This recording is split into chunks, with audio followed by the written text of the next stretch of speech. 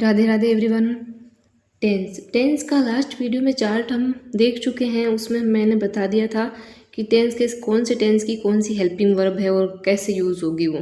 ठीक है, तो वो लास्ट वीडियो देख लेना आप। उसके अंदर पूरा चार्ट मैंने अच्छे से डिफाइन किया है। अब देखो यहाँ पे हम देख रहे हैं इसकी वर्ब और टेंस कि इसके साथ में वर्ब है ना वो कैसे आती है टेंस के साथ में। देखो इधर उधर देखने का नहीं, पूरा ध्यान यहाँ पे होना है। ठीक है, देखो प्रेजेंट सिंपल। प्रेजेंट सिंपल की हेल्पिंग वर्ब क्या बताई थी मैंने आपको? डू और डज। ठीक है, अब देखो वर्ब है जैसे कम है तो कम के साथ में आपको देखना है, अगर कम के साथ में डज जोड़ा जाए तो क्या बन जाएगा? कम्स। और कम के साथ में अगर डू जोड़ा जाए तो क्या होगा? कम ही। मतलब डू किसी के भी साथ में जुड़ेगा ना तो उसमें कोई भी फर्क नहीं आएगा, वो वैसे सेम ही रहेगा। देखो ये डू और डज कैसे यूज होते हैं? जहाँ पे सिंगुलर हो, ठीक है, तो वहाँ पे तो डज आएगा, प्लूरल हो तो डू आएगा। यहाँ पे देखो कम से तो कम प्लस डज है। अब यहाँ पहचान लोगे ना, कम दिया हुआ है तो इसमें क्या जुड़ा हुआ है? डू। डू ऐसा है जिसके साथ जुड़ेगा वो सेम ही रहेगा, छुप जाएगा, छोटा सा दिखेगा नहीं। अब देखो ये तो कम से, तो आपको क्या पता है इसमें क्या जुड़ा हुआ है? डज। लेकिन अगर नोट साथ में लिखते तो ये डज कहाँ जाएगा? बाहर। देखो कम्स लिखा हुआ है, ठीक है। अब मैं पूछूँ इसमें क्या जुड़ा हुआ है?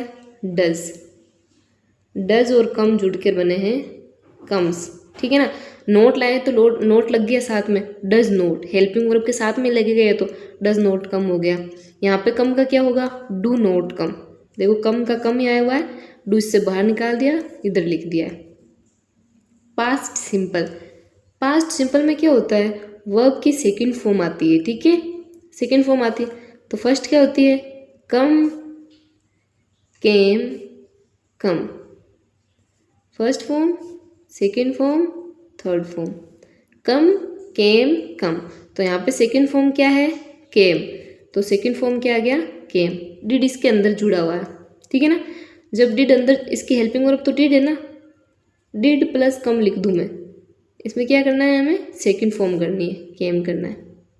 अब मैं आपको बोलूँ डिड को बाहर निकालो तो नोट आएगा, तो डिड कहाँ जाएगा? बाहर। तो डिड नोट कम। अब देखो यहाँ पे केम क्यों नहीं है? क्योंकि डिड बाहर आ गया, ये सेकंड फॉर्म बाहर आ गई तो कम ही रह गया। Future simple. फ्यूचर सिंपल में क्या आता है? विल और सेल। तो यहाँ पे क्या हो जाएगा? विल कम, सेल कम। देखो ये तीन ही जुड़ते हैं, बाकी सब हेल्पिंग वर्ब साथ में आती है। जैसे डज जुड़ता है, डू जुड़ता है और डिड जुड़ता है। डज जुड़ता है तो लास्ट में एस या एस लग जाएगा, डू जुड़ेगा तो कोई चेंज नहीं होगा और डिड जुड़ेगा तो सेकंड फॉर्म होगी। बाकी ऐसा किसी में नहीं होगा, बाकी सबके साथ हेल्पिंग वर्ब आएगी।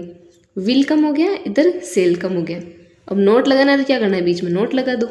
इसमें यह तो है नहीं कि इसके अंदर विल जुड़ा है तो इसको बाहर निकालो, वो तीन के अंदर ही है। कौन कौन से में? Do, does, did. Do, does, did तीन में है, बाकी में किसी में ऐसा होगा नहीं। अब देखो प्रेजेंट कंटिन्यूस। प्रेजेंट कंटिन्यूस में हेल्पिंग वर्ब क्या होती है? Is, are, am. और इसमें साथ में लगता है आई एन जी। भाई आई एन जी बोलता है मैं कहीं तो जाऊँगा है ना, तो इजार में बोलता है आजा भाई हम साथ में लेंगे। तो कंटिन्यूज है ना, जिसमें काम जारी रहता है, सारे कंटिन्यूज वाले टेंस है ना उनमें आई एन जी तो साथ चिपक के आएगा ही। किसके साथ में? मेन वर्ब के साथ में। तो कम है तो यहाँ पे कमिंग हो गया है, ई हट जाता है, दो वोवल है, इसके लिए आई आएगा। इजारेम कमिंग हो गया, ठीक है। अब नोट लगाना तो ये सीधी सी बात है, हेल्पिंग वर्ब के बाद में नोट लगा तो फिर मेन वर्ब और आई एन जी हो जाएगा। Past continuous. देखो present continuous, past continuous, future continuous.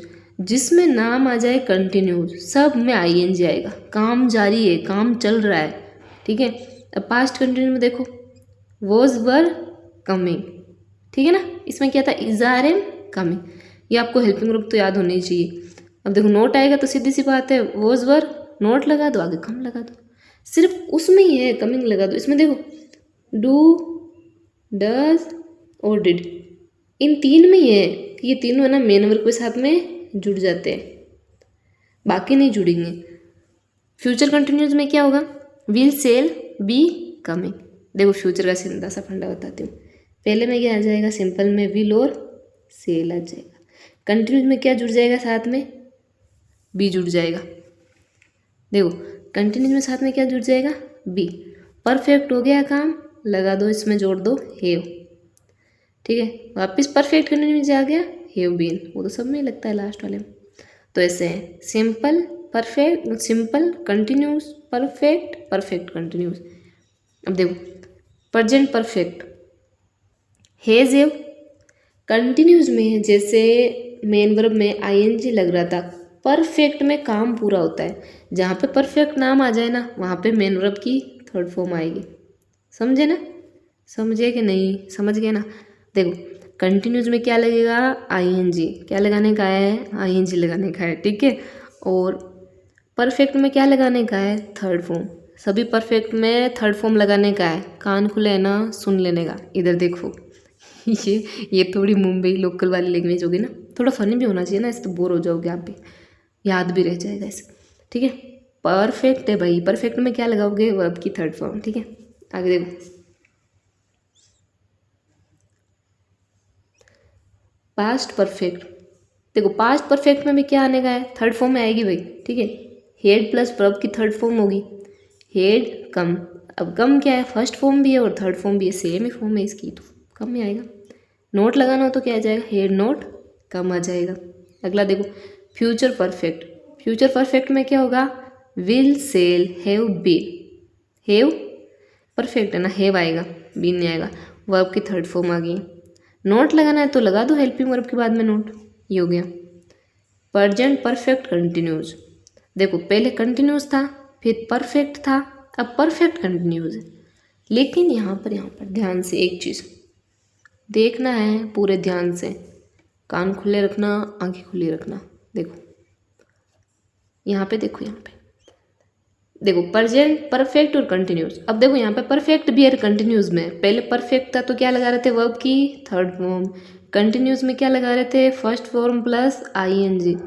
पर यहाँ पे क्या लगाना है, यहाँ पे फर्स्ट फॉर्म प्लस आईएनजी लगेगा जब दोनों साथ में, क्योंकि जो हस्बैंड वाइफ होते हैं ना वैसे ये दोनों है, तो किसकी चलती है, ये वाइफ, ये हस्बैंड है, वाइफ, वाइफ की चलेगी ना, बिल्कुल, तो आईएनजी आएगा।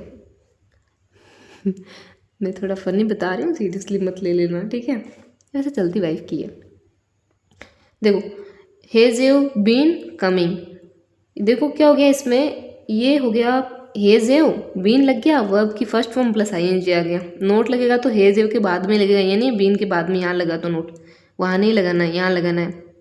ठीक है, अब देखो पास्ट परफेक्ट कंटिन्यूस, यहाँ पे भी कंटिन्यूस है, समझ रहे हो ना, कंटिन्यूस तो I first form plus ING, had been coming, had not been coming. अब देखो इस नोट को यहाँ मत ले जाना, यहीं रखना है, हेड के बाद ही आएगा। Future perfect continuous, future perfect continuous में क्या होगा, फ्यूचर परफेक्ट कंटिन्यूज में will shall have been, verb की फर्स्ट फॉर्म प्लस आईएनजी, तो इसमें नोट कहाँ आ जाएगा, विल सेल के बाद में आ जाएगा। पूरे को समझाया, अब मैं देखो शॉर्ट में आपको समझा देती हूँ। शॉर्ट में एक चीज़ बताऊँ, इधर दिखना, फोकस करो अच्छे से। देखो टेंस कुछ हार्ड नहीं है, बहुत इजी है, एक बार समझ लोगे ना तो इजी है। देखो प्रेजेंट टेंस है ना, उसमें हमने पढ़ा था डूडज, ये दोनों जुड़ते हैं भाई, मेन वर्ब में जुड़ते हैं। ठीक है, इसके बाद में क्या आता है, डूडज के बाद में प्रेजेंट सिंपल हो गया। कंटिन्यूस में क्या आ जाएगा, इज आर एम, कंटिन्यूस में क्या आएगा साथ में, आईएनजी। अब परफेक्ट है, परफेक्ट में क्या आता है, हैज हैव, मैंने बताया था परफेक्ट आते ही क्या करना है, थर्ड नंबर, वर्ब की थर्ड फॉर्म। परफेक्ट कंटिन्यूस में यही होएगा, हैज हैव प्लस क्या जाएगा, बीन। कंटिन्यूस का मतलब मैंने बताया था, परफेक्ट हस्बैंड है, कंटिन्यूस वाइफ है, तो किसकी चलेगी, कंटिन्यूस की प्लस आईएनजी। ये फनी में याद हो जाएगा। तो इस पैटर्न से जो लास्ट वाला मैंने चार्ट बताया ना उसको अच्छे से याद कर लेना और ये समझ लेना। आगे हम देखो एक एक टेंस अच्छे से समझते हैं, एक दो बार इसको पढ़ लोगे ना आप, समझ में आ जाएगा अच्छे से। देखो पहला टेंस कौन सा है, प्रेजेंट सिंपल टेंस। ठीक है, अभी हम इसके बारे में बात करके आइए पीछे, कैमरा थोड़ा ज़्यादा हिल रहा है। ठीक है, प्रेजेंट सिंपल टेंस। ठीक है, इसमें क्या होगा, डू और डज। अब देखो ये अच्छे से याद रखना है, डू किसके साथ में लगता है, आई वी यू दे, ऐसे याद कर लो ना, आई वी यू दे, हो गया ना, आई वी यू दे इनके साथ में लगता है। डज किसके साथ में लगता है? He see it name, he see it name इनके साथ में डज लगता है।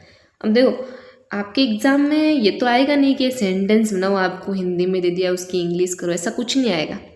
फिर भी मैं एक बार बता रही हूँ ये कि सेंटेंस कैसे बनता है, ताकि कहीं पे helping verb, main verb, object लगाना हो तो आपको पता रहे। इजी सा है। देखो पहले क्या आता है? सब्जेक्ट करता आएगा ना, काम करेगा वही तो आएगा पहले।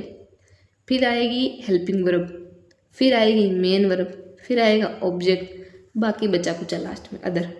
अब देखो एक सेंटेंस बनाते हैं हम लोग, ठीक है। वह बाजार जाता है, तो इसमें सब्जेक्ट क्या है? काम कौन कर रहा है? जा कौन रहा है? वह, ठीक है।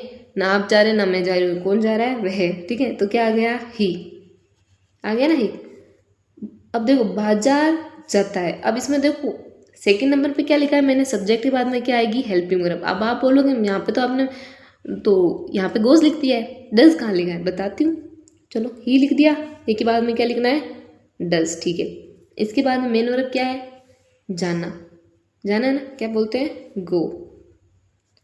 कहाँ जा रही है? कहीं एक स्थान से दूसरे स्थान जाता है तो उसके लिए टू लगता है, कहीं से कोई आ रहा है तो उसके लिए फ्रॉम लगता है, टू मार्केट।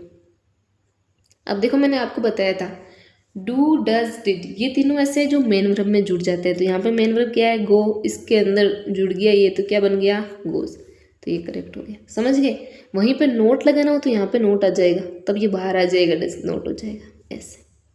अब मेन काम अब है, अब देखते हैं कि किस तरीके से है ना फिल इन द ब्लैंक्स वाले क्वेश्चन आते हैं और हमें कैसे वो पूरे करने होते हैं।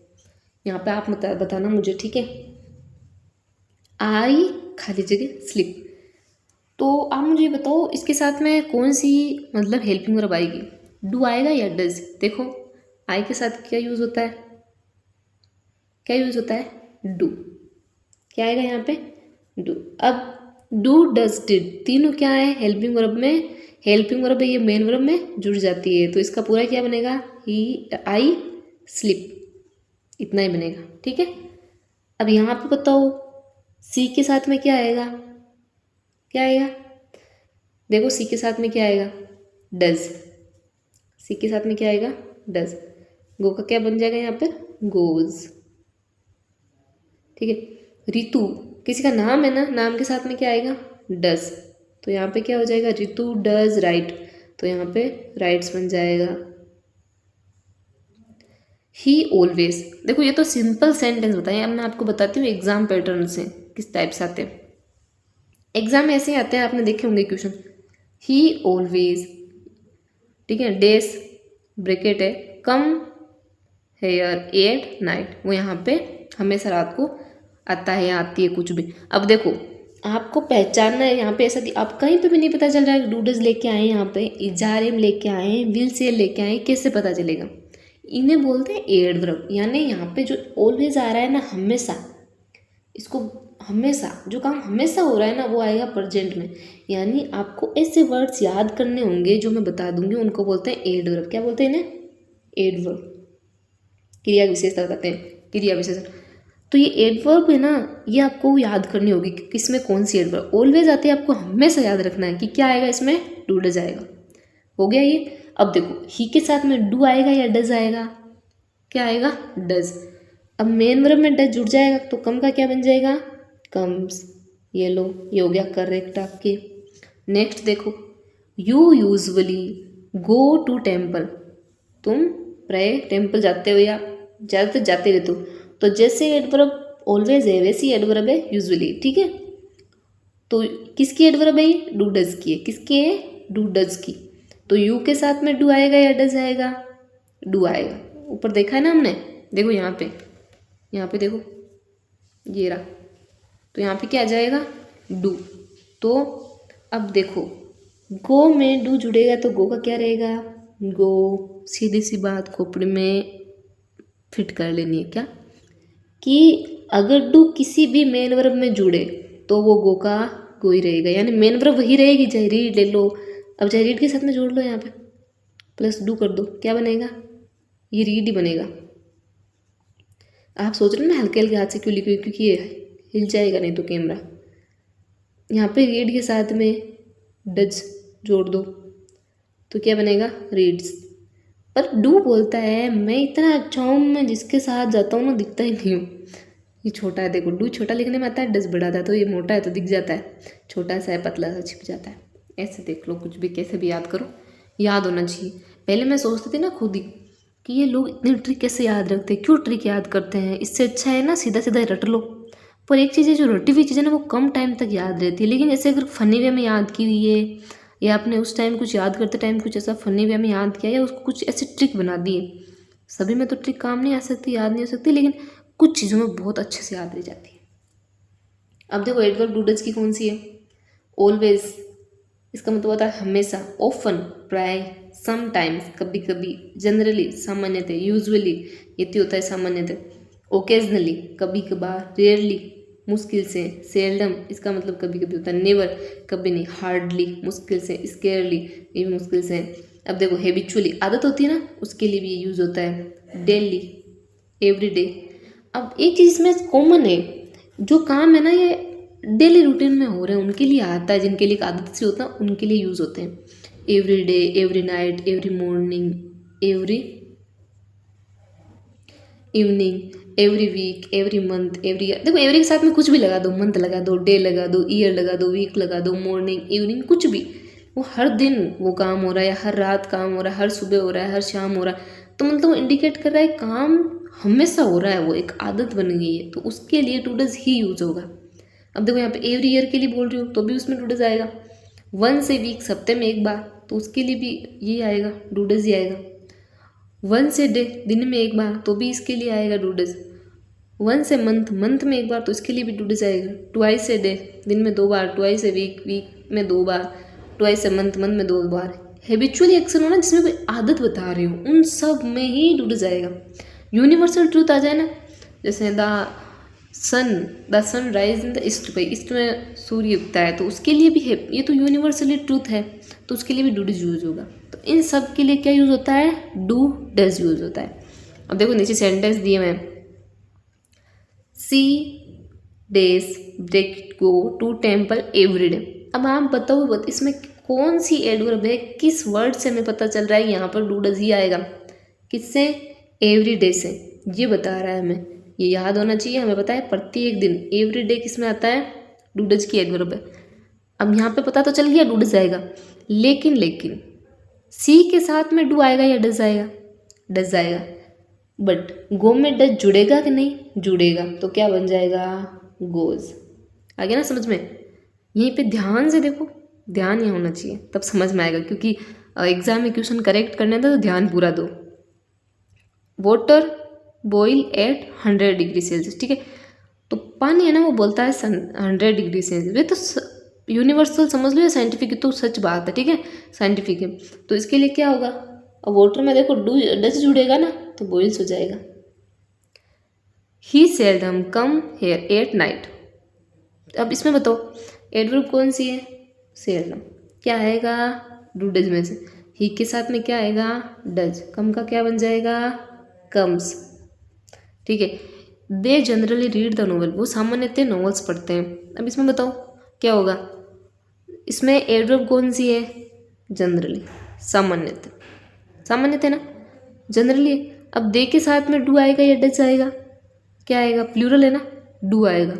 और डू अगर किसी मेन वर्ब में जुड़ता है तो कोई इफेक्ट नहीं पड़ता है, क्योंकि डू होता है पतला सा, छोटा सा, किसी के साथ एडजस्ट हो जाएगा, दिखेगा भी नहीं, तो रीड का रीड हो जाएगा।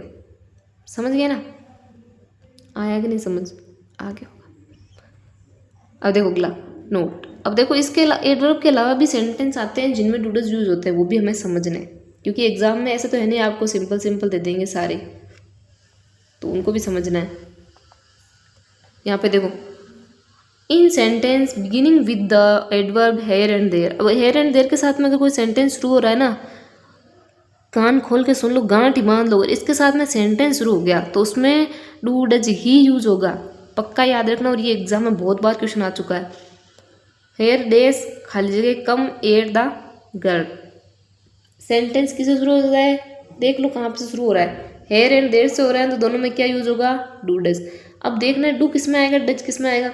अब आप बोलोगे यहाँ पे तो सब्जेक्ट दी हुई नहीं यार, तो यहाँ देख लो कुछ तो दिया मैंने, गर्ल है, कितनी है एक, क्या यूज़ होगा डज, कम का क्या बन जाएगा कम्स।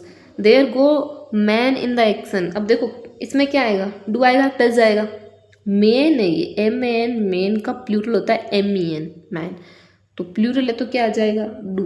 और डू क्या बोलता है, मैं किसी के साथ जुड़ूंगा तो दिखूंगा नहीं, तो गो का गो बन गया। ये हो गया डज का काम कंप्लीट, समझ गया ना आप। डू किसी के साथ जुड़ता है तो दिखता नहीं है, डज किसी के साथ जुड़ता है तो दिखता है। प्लूरल के साथ में डू आता है, सिंगुलर के साथ में डज आता है। ठीक है, समझ गए होंगे आप। ये अच्छे से एक बार वो चार्ट देख लेना और ये एक बार याद कर लेना। आई होप आपको समझ में आ गया होगा। समझ में आ गया तो प्लीज़ शेयर एंड सब्सक्राइब जरूर करें ताकि मुझे भी थोड़ा मोटिवेशन मिलता रहे। Thank you.